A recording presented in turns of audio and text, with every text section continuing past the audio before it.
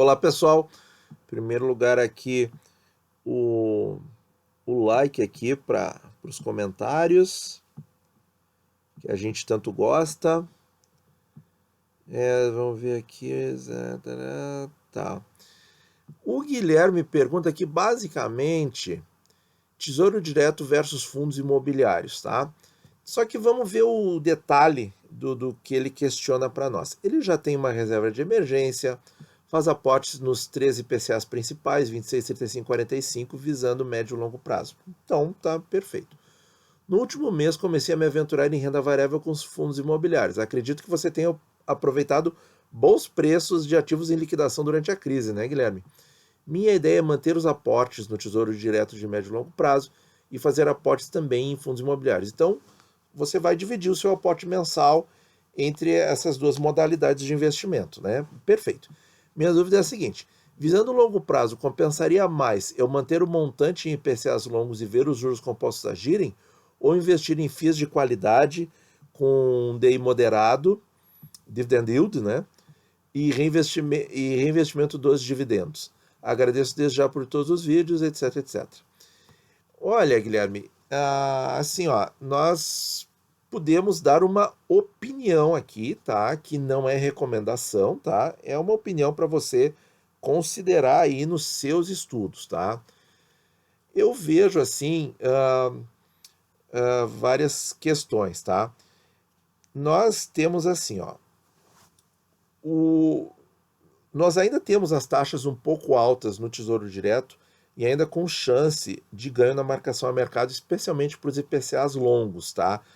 O IPCA 26 aí já caiu para menos de 2,5 e, bom, pode ser que dê uma repicada aí nos próximos dias, mas realmente foi uma queda expressiva, tá? Se a gente for olhar as taxas ali de abril e maio.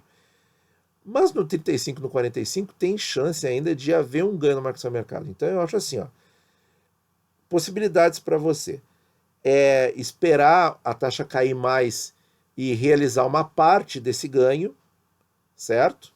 É uma possibilidade. A outra possibilidade é, se você está pensando, não, eu vou sair do IPCA, então assim, ó, mas aí você vai pagar imposto de renda antes, tá? Se você vai sair sem um ganho expressivo da marcação mercado, que eu não acho legal, o que eu posso sugerir, uma opinião assim para você pensar? Não, então, no mês que eu resgataria o dinheiro do Tesouro Direto, eu não resgato e coloco todo o meu aporte do mês nos fundos imobiliários. Aí eu acho mais coerente, certo? Que você resgatar, se você vai pegar o seu aporte mensal, como você mesmo colocou no começo da questão, e vai dividir entre o tesouro e os fundos, então assim, ó, não tira do tesouro.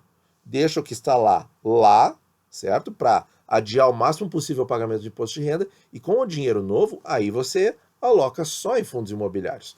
Não vejo problema errado, nada de errado, não vejo problema se aqueles papéis de fundos imobiliários estiverem com taxas mais interessantes que as do Tesouro, não tem porquê, você não é proibido fazer uma alocação 100% em renda variável em determinado mês. Se você estudou, avaliou, está consciente dos riscos, não tem problema.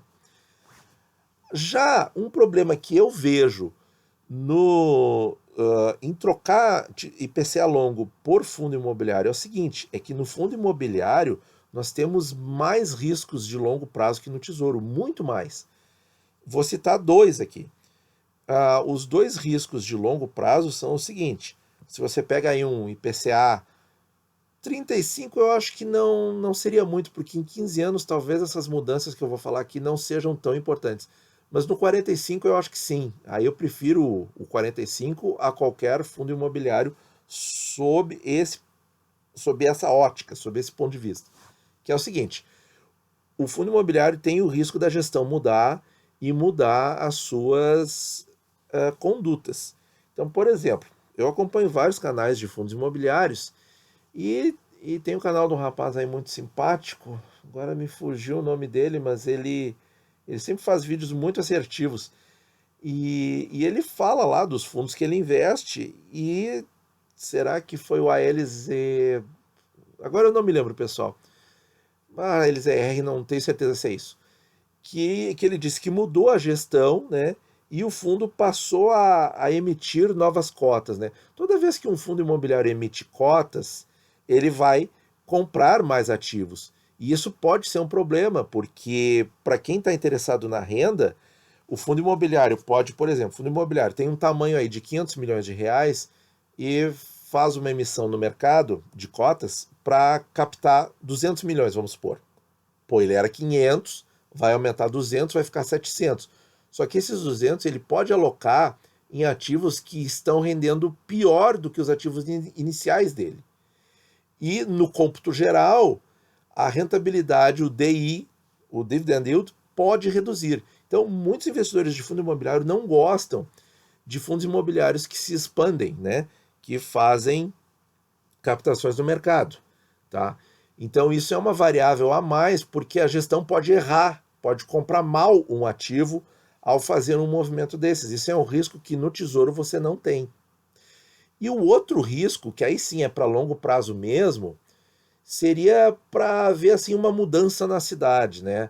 Alguma coisa que faça a cidade mudar, que mude uma zona de lugar, mas aí realmente precisa muito tempo. Mas é um risco que não é de todo ausente. Ah, é, quando que os grandes empreendimentos vão sair da Faria Lima em São Paulo e ir para outro lugar? Ah, talvez muitas décadas, né? Mas se você colocar assim um IPCA 45, um IPCA 55 no lugar, será que esse fator pode levar a alguma mudança? Então, o que eu quero dizer é o seguinte: eu não troco o Tesouro IPCA longo por fundo imobiliário que eu já comprei. Os tesouros IPCAs longos que estão em minha carteira, eu não faço essa troca. Mas dinheiro novo é outra situação. Por quê?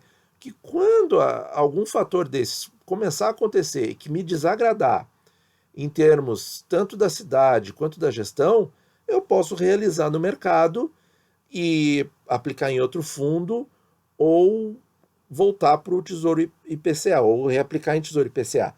Mas tirar do Tesouro IPCA, não. E outra questão é a seguinte, deixa eu pensar um pouquinho. A renda do tesouro versus a renda dos fundos, tá? A renda dos fundos, ela tem uma influência, por exemplo, se houver crise no mercado imobiliário, se houver muita oscilação no preço dos aluguéis, né? Se houver, e nós tivemos uma crise do setor imobiliário mesmo em 2014 e 2015 no Brasil, né, que foi diferente da recessão ali no final do governo Dilma, foi diferente, foi uma crise diferente da outra, né? Então, o que eu quero dizer é assim, ó, os rendimentos, tá, de aluguéis dos fundos imobiliários, eles têm uma imprevisibilidade muito maior do que com relação aos rendimentos dos juros semestrais dos tesouros IPCAs. Que os tesouros IPCAs, eles só vão cair se houver uma deflação intensa, uma deflação violenta. E a gente viu que a deflação que teve aí por causa da crise, a gente viu que foi nuvem passageira, né? Porque já para julho já os índices estão todos com expectativa de alta.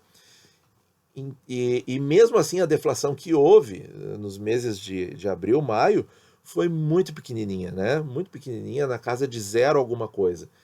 Então, o que você recebe em juros dos títulos públicos não vai mudar, não vai mudar muito, vai mudar muito pouco.